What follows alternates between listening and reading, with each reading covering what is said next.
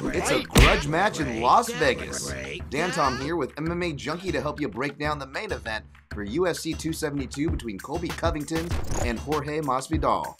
Covington, who is coming off his second failed bid for the UFC welterweight title, will look to stay in the upper echelons of the rankings as he looks to settle the score with longtime former friend Jorge Masvidal. Masvidal, of course, helped Covington, and Covington helped Masvidal as they were thick as thieves back at American Top Team. However, a falling out with mutual coach Paulino Hernandez, who kind of looks like that guy Balky from Perfect Strangers. You guys remember that show? Anyways, they had a falling out over their coach and pay agreement, and now they're going to finally look to settle the score of a 2018 dispute right here in 2022. At the time of this video, the odds makers and public are siding with Covington in the neighborhood of minus 350 with a comeback on your underdog Masvidal, plus 255 at Tipico Sportsbook.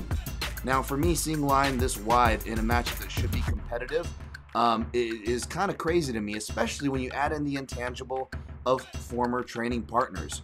Again, whether it's grudge matches like we saw with Rampage Jackson and Hashad Evans, or former training partners with Evans and John Jones. A lot of the times those fights, albeit different stylistic matchups to different extents, they can kind of go long. That seems to be the common thread and trend.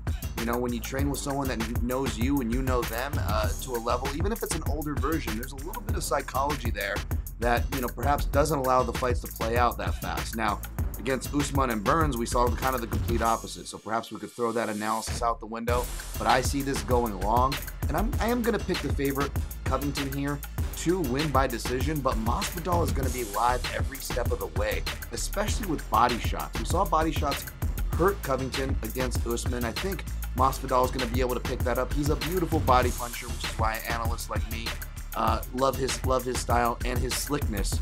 And Masvidal, to his credit, is officially 7-2 against UFC-level southpaws, with, of course, those two losses being tightly contested split decision losses to Damian Maia and Benson Henderson. Another 5-round fight where Gamebred was able to go the distance despite taking it on short notice. So I think Gamebred's cardio is going to be able to hold up the Covingtons. This goes long, but for details for a Gamebred path, as well as my official pick and path for Covington, keep it locked to MMAJunkie.com for my breakdown and results this weekend.